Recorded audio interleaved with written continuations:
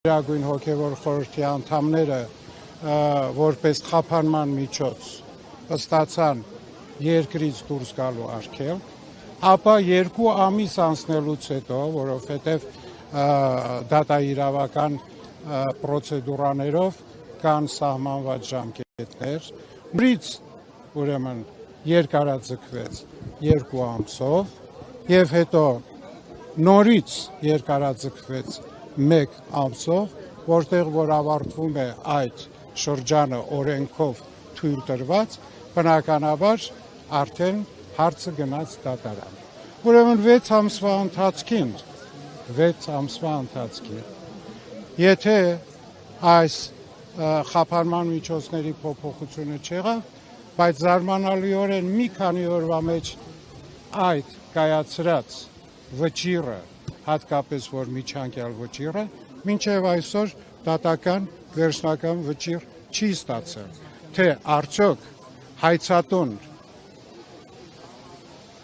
վերականգնված է, ինչպես է վերականգնված, իրավունք ունի, թե իրավունք չունի, այսինքն բուն հարցը որևէ կերպ դատական քննության եւ դատարանի կողմից վճիռ չի ստանում։ Սկսեք դրանից։ Եվ բնականաբար այսօր հրավիրված էինք դատական առաջին նիստին եւ հաշուշտ մեծ ցավ եւ ուրիշների համար ամոթի խորը զգացում ունեմ ես, որ Վեհափար Հայրապետին էլ հրավիրեցին դատարան, որը աննախադեպ է նույնիսկ բոլշևիկյան իշխանությունների ամբողջ սովետական շրջանին, որ հալածանքներ եղել են եկեղեցու նկատմամբ, բայց որևէ եկեղեցու պետ եւ հատկապես հայ եկեղեցու պետ երբևէ դատարանի առջև չի կանգնել։ Նույնը եղել է եւ մինչ այդտեղ, սկսած բյուզանդական, պարսկական, արաբական, սելջուկ, մամլուկ, ինչ ուզում եք ասել։ Մեծ ցավը այն է, որ այս իրողությունը այսօր կատարվում է մեր ազգային հայրենի ինքնիշխան անկախ պետության մեջ եւ կատարվում է մեր հայրենի իշխանությունների ձեռքով, որը որ արձագանքում է նաև շատ ուրիշ հայտարարությունների եւ պահանջների մեր հայրենիքից դուրս հնչած։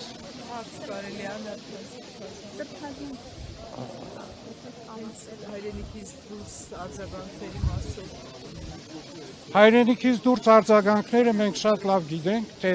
հայ առաքելական եկեղեցու դեմ ինչպիսի արտահայտություններ են եղել եւ եթե հիշում եք դեռևս 1 տարի առաջ մայիսի 26-ից առաջ մայիսի 26-ը եթե ուզում եք հիշեցնեմ, դա այն օրն էր, որտեղ որ Վեհափարը Շվեյցարիայում եկեղեցիների համաշխարհային խորհրդի եւ Վեհափար Հայրապետի նախաձեռնությամբ մայիս 26-ը դա էր, բայց դրանից հետո եւ դրանից առաջ հնչած։ Դուք հիշում եք դրանից ամիսներ առաջ հենց նույն Միլի Մեջլիսում իրենց պատգամավորներից Գանջալիևի հայտարարությունը, որ Հայաստանի իշխանությունները շատ շտապ պիտի ձերբազատվեն հայ առաքելական եկեղեցուց եւ Սփյուռքի ազդեցությունից։ Այո, հիշում եք, Նաթան Սրբազանես ամեն ինչի մասին 1 տարուց ավելի է խոսվել է, ուրիշ հարցում եմ, եթե կարելի է։ Չէ, ես հարցին եմ պատասխանում։ Բոլորովին դեռ հարց չեմ հասցրել։ Չէ, դեռ ասի որ հարց։ Չէ, թողեք ասեմ, չեմ հասցնում։ 2 օր է Վեհափար աջակցության տարբեր խոսքեր ստանում դրսից եւ Անտիլիասից եւ Երուսաղեմից հնչել են տեքստեր դատապարտող, իսկ Պոլսից ոչ, ինչպես եք գնահատում Մաշալյան պատրիարքի։ Հուսով եմ, որ դեռևս նամակը տեղ չի հասել։ Ասում են նա է հավակնորդը կաթողիկոսի Սրբազան, նման տեղեկություններ լսել եք։ Ես չգիտեմ ինչի վրա են հավակնում, երբ կաթողիկոսը Փառք Աստուծո ողջ առողջ է եւ Աստված նրան երկար կյանք տա։ Այսինքն դուք տեղեկություն ունեք, որ նամակ է գրել, որը տեղ չի ասել։ Դե երևի փոստը լավ չի աշխատել։ Բայց ՀՊԻ նախընտրական ծրագրում կաթողիկոսին հեռացնելու Եկեք կարճ հարցեր եւ հերթով որ ես հասցնեմ կարճ պատասխան տալ։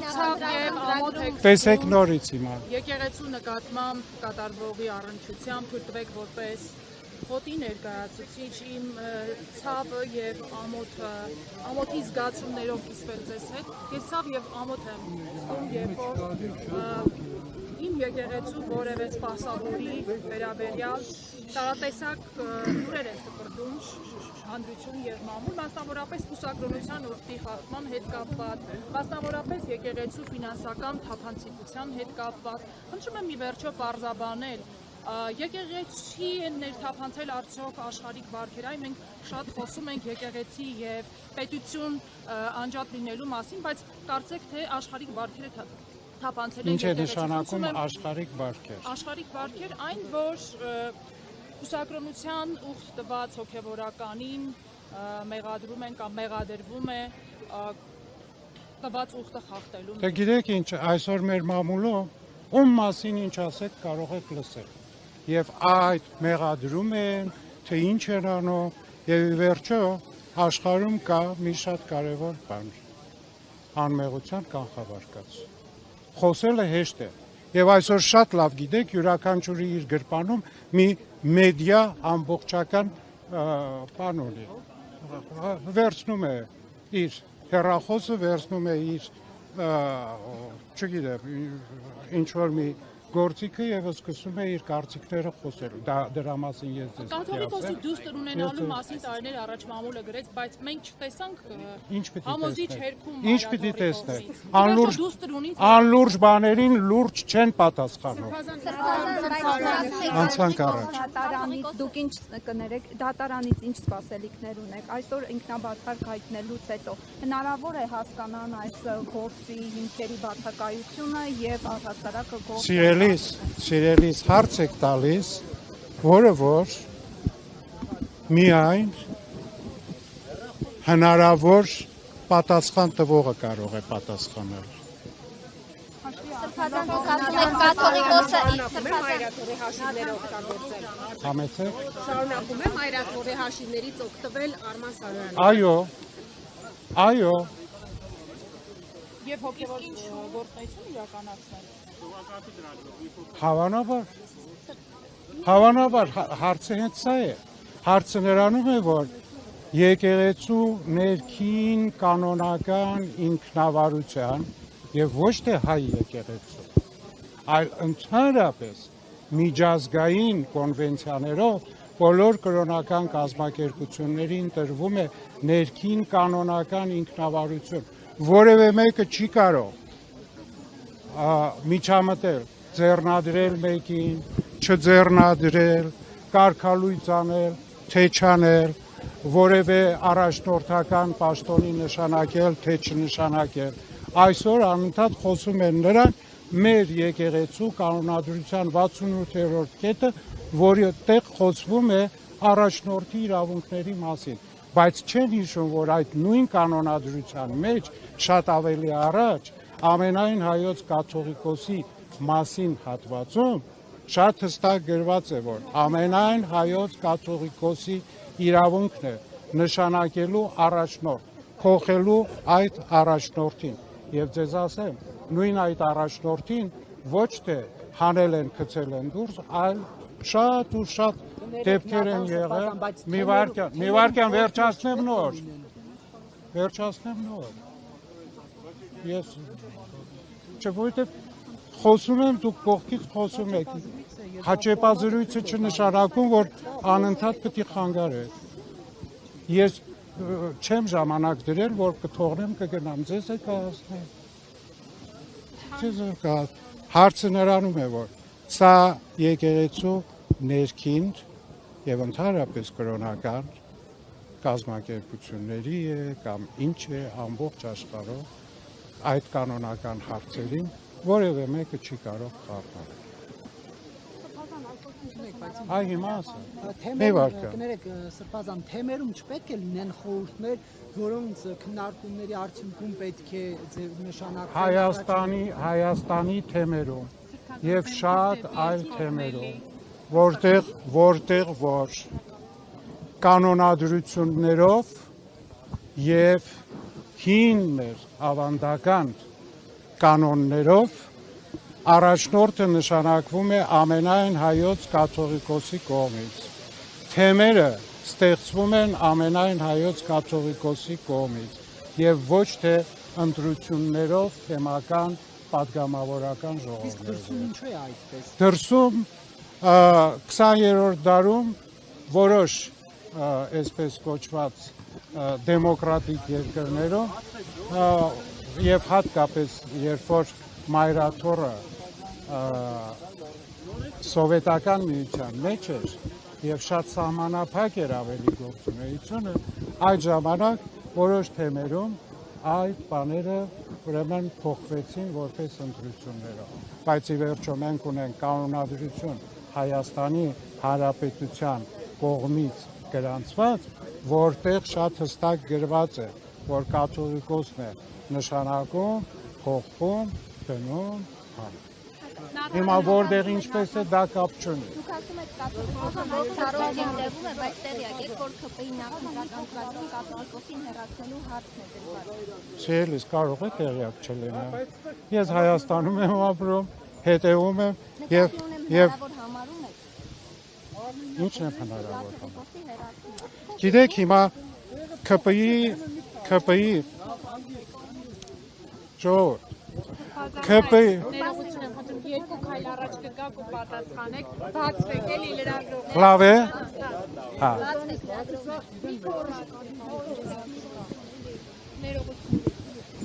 Որևէ կուսակցություն իր նախընտրական ծրագրի մեջ շատ ու շատ հարցեր է դնում։ Մի հատ գնացեք այդ ԿՊ-ին հարցրեք այդ ձեր նախընտրական խոստումներից ինչն է արվել անցյալների այսօրվա ինչն է արվելու եւ ամենադատապարտելին այն է որ նույն այսօրվա իշխանությունները որը բնականաբար ԿՊ-ի իշխանություններն են հայ եկեղեցին մեղադրում են քաղաքականության մեջ ընդգրկված լինելու բայց երբևէ չեն մտածում, որ իրենց նախընտրական քաղաքական պլատֆորմի մեջ եկեղեցու հարցը դնելը իրենք են եկեղեցուն ներքաշում քաղաքականության մեջ։ Որևէ քաղաքական կուսակցություն իրավունք չունի եկեղեցու ներքին հարցերին միջամտելու, միջամուխ լինելու։ Եթե քաղաքական իշխանություն հակադարձում են, թե դուք խախտել եք իշխանության Ներողություն, վարչապետը իշխանությունը չէ եւ վարչապետը պետությունը չէ։ Հայաստանից եկեղեցին, Հայաստանի եկեղեցին չէ։ Հայաստանից առաքելական Սուրբ եկեղեցին պատմականորեն 1700-ամյակներ աշխարհասփյուր եկեղեցի է։ Մի հատ հլո տեսեք, այս մենակ խո Հայաստանի եկեղեցիները չեն։ Ուրեմն ինչ ծրագիր է իրականացնել ժողովրդի կամոք, ժողովրդի մեծամասնության քվեարկության միջոցով։ Ինչպես է որ եկեղեցին օտարի պատվերն է իրականացնում։ Այո, եք որ քաղաքացիների ճնշմամբ կարող է կաթողիկոսին հեռացնել ԿՊ-ն։ Դե եթե քաղաքացիները գնան դրան Սրբազան 2025-ին մի ձայնագրություն հրապարակեց Ֆրենչ մամուլում, որտեղ դուք եւ նախկին հոգեվորական աղան Երևանյանը խոսում եք եւ նա խոսում էր ծիծերի ճնշման մասին։ Դուք նաեւ այդ գործով հարցակնվել եք։ Իրականում այդպիսի բան եղել։ Ես չեմ հարցակնվել այդ Այդ մամուլն էր գրում որ հարցակնվել։ Ես չեմ հարցակվել, ես հրավիրվել եմ որպես վկա։ դա հարցաքննություն։ Պատասխանը Փաշազադեի հայտարարությունից հետո Ես այդ մասին ոչինչ հիմա չեմ ասի։ Անցած էտապներ են եւ ինչ որ պետք է ժամանակին ասել։ Չէ։ Ոչ, այսինքն ինչի պիտի հերքել։ Ինչ։ Հա, ես եմ խոսում, ինչ եմ ասել։ Ասում եք, որ ընտրային մորդ վերցրու գնա։ Ես նման բան եմ ասել։ Այ գնա այդ ձայնագրությունը բերու ինձ ցույց տար, որ ես ասել եմ մորդ վերցրու ու գնա։ կեղծված է ձայնագրությունը։ Մի հատ բեր, լսեմ, որ ես ասել եմ մորդ վերցրու ու գնա։ Դուք ինչ եք ասել Որորել է որ նորը վերցնի եւ գնա հավաքի։ Հիմա ամեն մեկը ամեն ինչ կարող ասի։ Ամեն ասացին ես պետք է։ Ապացույց չէ այն բանի, որ եկեղեցին կաթողիկոսի մակարդակով ներկայացված է քաղաքական գործընթացը։ Ոչ սիրելիս, ամեն մեկի ասած այսօր նորից եմ ասում։ Ով ինչ խելքից բրդում է եւ ում ինչ դրդումներ են անում, նայել խոսում եմ ամուլով։ Ասում եք, որ եկեղեցին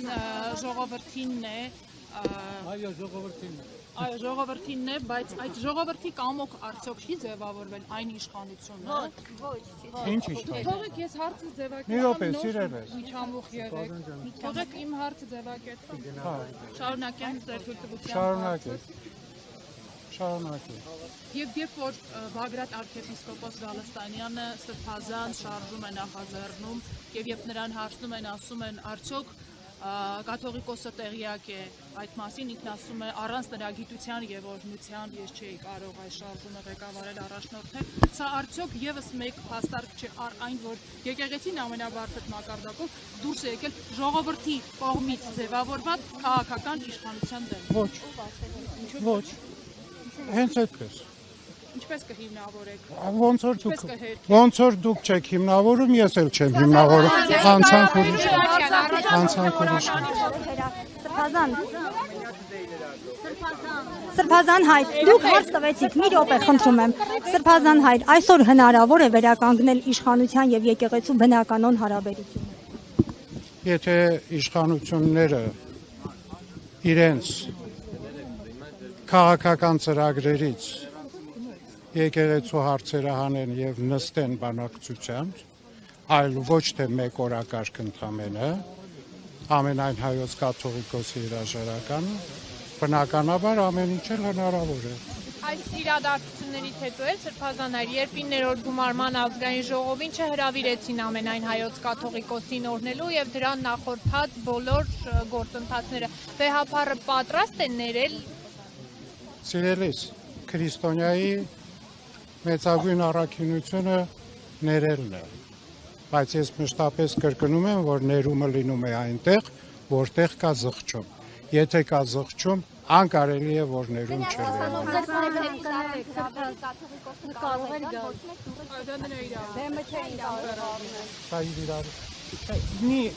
Եթե ուզում եք ձեր գաղափարը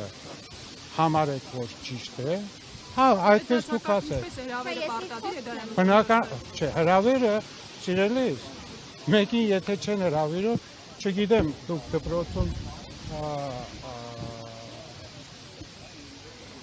ռուս գրականություն անցել եք։ Դպրոցում ոչ համալսարանում։ Համալսարանում։ Այսպիսի մի բան կա։ Միզվանը ոչ խոժուտատար է։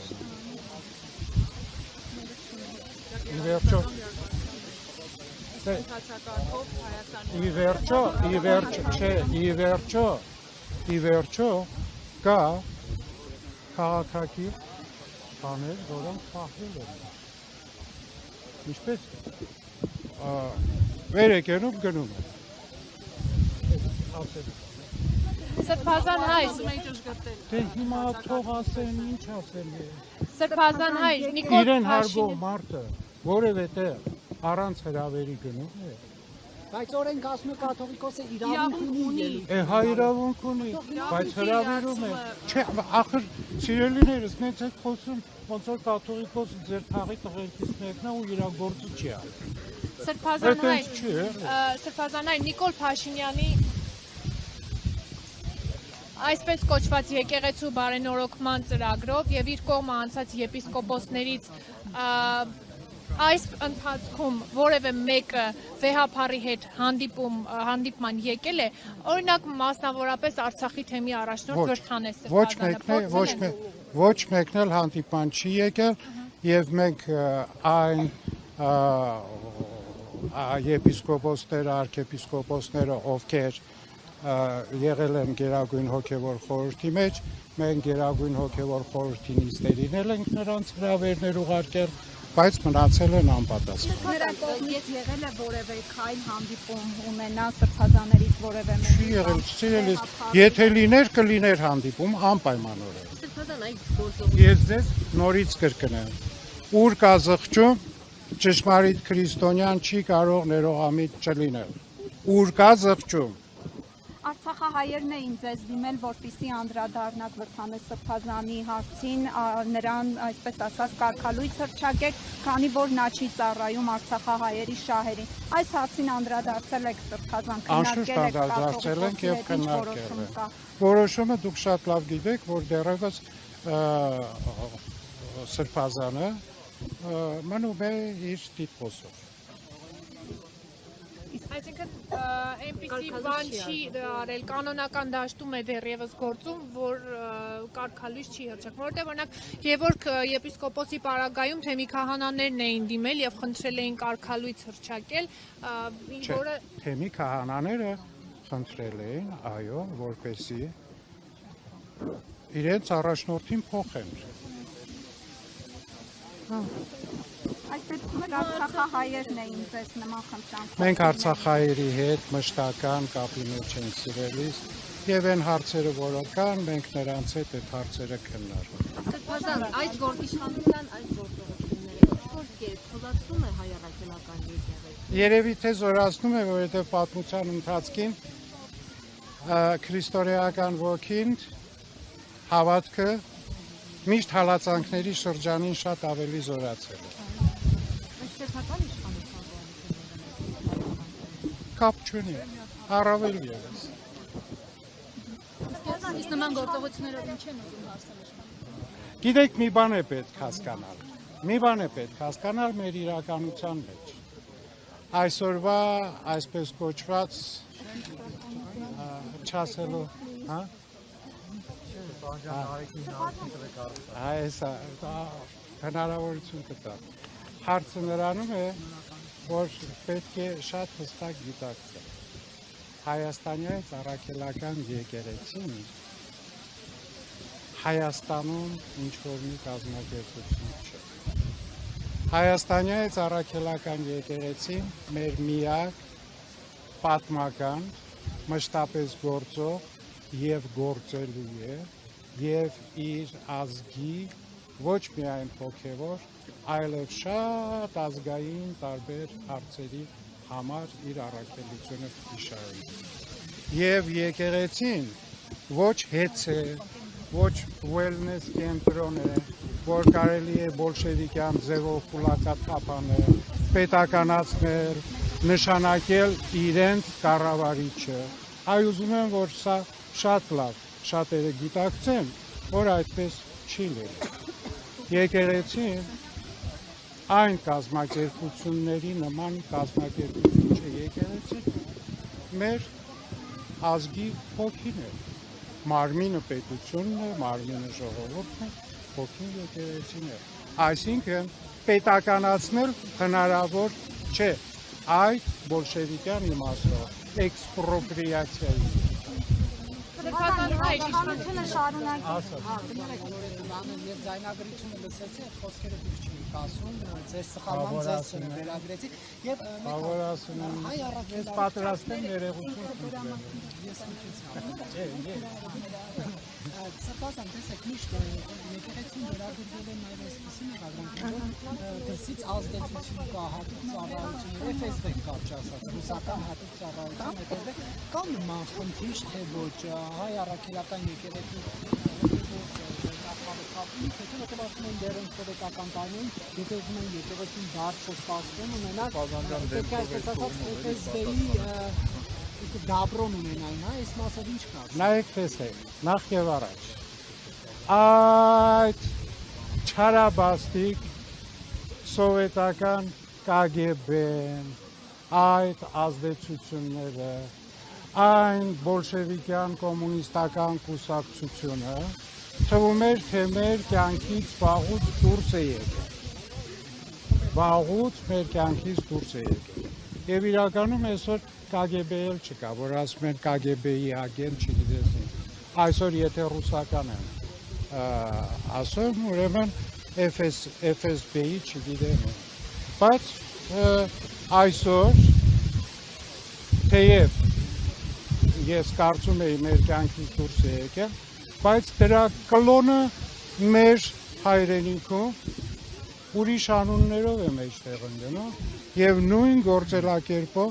սկսում է աշխատել։ Եվ նույն կոմունիստական կուսակցության, այսինքն բոլշևիկյան ոգիով եւ նույն KGB-ի մեթոդներով։ Իսկ ինչն է թե հայ եկեղեցին կապ ունի օտար ազդեցության հետ, հայ եկեղեցին օտար ազդեցության հետ պարզապես անհեթեթություն է դրա մասին խոսել։ Ինչ է նշանակում KGB-ի, ինչի օրինակ ՑՌՈ-ի չէ։ Ճիշտ է։ Ինչի կարող են Ինչի MI6-ի գաղտնիք չէ։ Ես բրիտանական քաղաքացի եմ։ Ինչի ինձ չեն որակավորում որպես MI6-ի։ Ես նույն հարցը տվել եմ իմ դեսպանին այստեղի, իմ հյուպատոսին եմ։ Արաբական տիրապետության տակ եղել է։ Արաբական տիրապետության տակ եղել է, ինչ կապ ունի։ Մասնավորապես նկատի ներողություն։ արտաքին ազդեցություն ասել նկատի ունենք Ռուսաստանի Դաշնության կողմից։ Մեկ վարքյան, երկխոսության չէ վերածում, բայց ձեր նույն տրամադրությամբ, եթե Հայաստանը եղել է Ռուսաստանի տիրապետության տակ, ուրեմն այսօր գործող իշխանություններն էլ դրա մնացորդներն են։ Ձեր տրամաբանությամբ, ոչ թե ինձ։ Իշխանության կողմից Վերջ, շատ եղավ հոգնած է։ Իշխանության կողմից եկեղեցուն ուղղված մեղադրանքները, որ խառնված է քաղաքականությանը եկեղեցին, նաև հեգնում են ասելով, որ վեհափառ հայրապետը անձամբ գնաց եւ Սամվել Կարապետյանին այցելեց տնային կալանքի ժամանակ, ինչպես նաև ասում են ինչու է վեհարանում Սամվել Կարապետյանի լուսանկարը փակցված հետո ինչ որ բարեգործություն է արել։ Ոչ թե վեհարանը եկեղեցի չէ նախ, եթե սկսենք դրանից։ Եվ երկրորդը վեհարանի ամբողջ նորոգությունները կցակառույցներով, ամեն ինչով սկսած կահավորումով բարեգործությամբ է արված Սամվել Կարապետյանի։ Մենք ամեն տեղ մեր բարերարների նկարներ ունենք դրած։ Գնացեք Գարեգին առաջին կենտրոն, գնացեք Վաչե Թամար Մանուկյան մատենադարան, այնտեղի բարերարների նկարներն են դրած։ Այստեղ էլ այդ բարերարի նկարներ դրված։ Ինչ կա դրանում։ Մենք խո իկոնա չենք սարքել դրել եկեղեցում։ Այդ տգիտությունն է եւ այդ ընդամենը մի ծալքանի ուղեղի աշխատանք է։ Ուրիշ բան չեմ կարող ասել։